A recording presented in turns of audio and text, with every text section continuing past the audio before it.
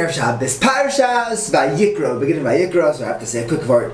We're going into the Parshas of Karbanos. And there's a minhag Yisrael to say that when the little kids start learning Chumash for the first time, even though the Iker Sugya that they're going to be learning is Lech Lecha, and the first pasuk that they learn is Vayikra.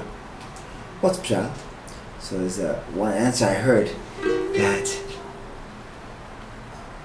a korban is, in English, a korban is a sacrifice. When we sacrifice things in our life, that is what is mekarev us. That is the korban, the kirva to Hashem. There is no greater sacrifice than our children. We could look at it to tell the kids that they need a sacrifice for their B'nai Shalom, but when we're sitting at the Parsha play, we hear the little Yingalach singing the beautiful, beautiful words of the first pasuk of Vayikra. You have to remember that the greatest sacrifice that we have is our children. And their Victor Mother says, maybe they'll drive you nuts, but you know what? So does an entire apartment complex. Every tenant will drive you meshugana, but and if you hire a manager, then you have to worry about the manager and the apartment complex. So it doesn't necessarily help. But there's no greater bracha in the world. He says it's not just one apartment complex, it's like an entire street of apartments and tenants. It's wonderful. It's a beautiful, beautiful sacrifice. In any event, we Parshas Zachor this week. And the pasuk has an interesting lashon of Asher Korcho Ba'derech. It's like, who cares? The fact that they approached us, Korcha, figure out what Korcha means, let's say Amalek attacked us. They attacked us by derech, on the road. Who cares if it was on the road, if it was not on the road, if it was on a farm, if it was in a lake. Why does it bad derech? So it is, if you learn it a little Hasidish, you could say that the Amalek attacked us ba with derech. Right? Days could be on, or it could also bi is on, and bi is also with. Maybe we could say that they attacked us with derech. They focused in, they honed in on our koyach of derech, and that's where they attacked us. What is derech? What do you mean? What do you mean you're attacking us on road? What is a road? So a road is a place that takes us from A to B. As Jews, we know that our job is to go from A to B. We have a direction, we have a place. We're not about Olam Hazeh. We're connecting Oretz to Shemayim. Yeah, we live down here. This is where we do our business, but this is not where I live. This is not where all my savings are. The Iker is up there in Shemayim.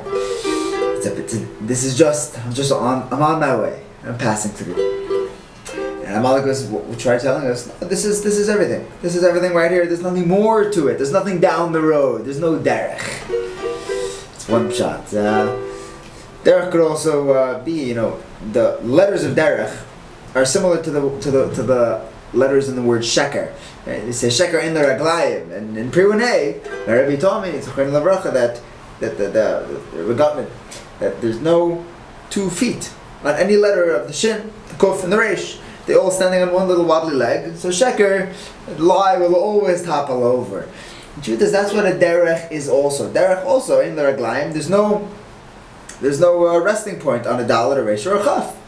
It's a funny looking word if you look at it. It's a dalet and a resh, which are very similar letters, and then chaf, which tells you that it keeps going, right?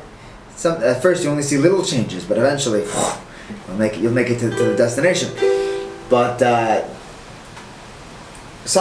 point of the derech is not necessarily to get to the end. And this is machlekes between the Rambam and Rabbeinu Yonah and Tshuva.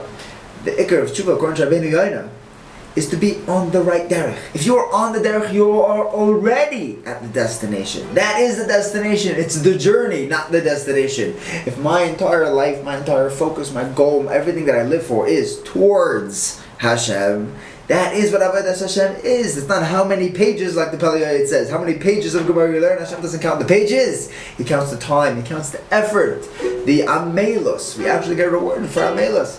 When we realize that we are on a derech towards Hashem, we live a totally different life. There's a Maisa where Yaakov Galinsky was going to collect the Jewish children. Some people collect money. He was collecting children after the war. And they had the funds. The Aguda pulled together the funds. Rabbi Yaakov is sent by Rabbi Gershon Liebman to collect these Jewish children. And when he showed up at this institution, the Grand Master greets him and he says, "What are you here for?" And he explains, "I'm here to help bring Jewish children back to their roots, to settle them in yeshivas and orphanages so that they can live as Yidden." And he says, "Who sent you? Is it the Agudah?" I don't like the Agudah. The Agudah was too right-wing for him, and he had that taste. He didn't like the Agudah. Anything Agudah related, he kept saying, "You're not the Agudah, are you?" And he said, No, I was sent from an individual." He said, "Yeah, was the individual Agudah?" He says, "I'm an emissary of the Rabbeinu Shalom. I'm not actually with an organization per se. I work for a system." "Was it Agudah?" He says, "I'll tell you the truth." At a certain point, he realized that he wasn't going to get anywhere if he didn't tell him whether he was Agudah or not. So he said, "Rav Gershon Liebman sent me." The guy's face totally changed. His whole personality melted. And he said, "I will not be getting in your way, my dear friend. I am going to make sure you get everything you need plus." And he helped him round up all the children and more, took care of him like crazy. And he said, "Well, what just happened?" Yaakov Galinsky was blown away. He's like, there was just such a shift from saying the words of Gershon Liebman. He said, "Well, what just happened?" So this individual explained. He said, "I know Rav Gershon Liebman. I was in the war with him. I was in the camps with him. I was in that Gehenna with Rav Gershon Liebman. And I saw one day when everyone went out to get our little bit of bread and our soup, we call it a soup, it was a bowl of hot water. There was one individual that could not get out of bed. And I'm not saying I'm too tired, went to sleep at 3, I'm like, not feeling. He did not have the nutrients in his veins, in his bones, in his sinews, in his muscles, in his kishkas to get out of bed. He did not have an ounce of strength remaining in his body. People died not just from bullets and gas chambers and torture. They died out of sheer starvation. They couldn't get out of bed. But we had to survive, so we went to get our food. And we ate whatever we could. But I watched Gershon Liebman put his piece of bread under his shirt. And he hid the soup. And he brought it back to the barracks. And we picked up this poor man who did not have the strength, literally did not have the strength to sit up. And we fed him the food. And Gershon Liebman, spoon by spoon, poured the soup into his mouth. And the guy didn't have the koyach to swallow it. It was dripping down his face. But he fed him enough. And he had enough koyach to be Mechayim Mason. The guy woke up and he became himself just a little bit, had a little bit more koyach, and the next day he was able to go back online and get some food. And I'm telling you, Gershon did not eat anything for 48 hours. He said, that night, I wasn't there, but I know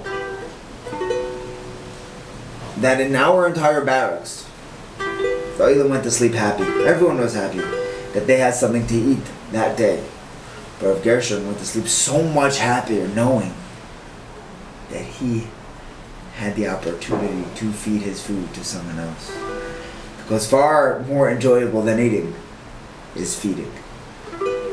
If we know what our life is for, what the point of this life is, that it's not about Eretz, it's about Shemayim, and Eretz is a means of connecting to Shemayim, it's all part of the Derech, then we can see the bigger picture and realize that there's something greater that I can do with my food, with my toys, with my money, with everything that we have, every opportunity we have, with my smile.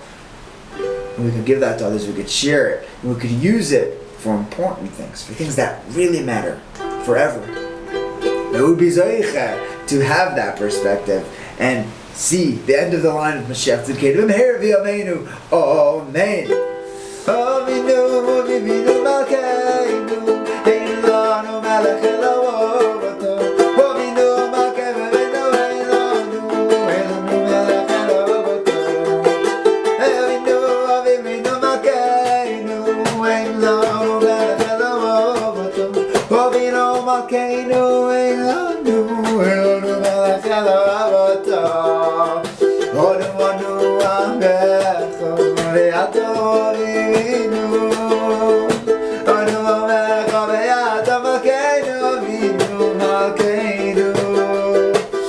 Good job,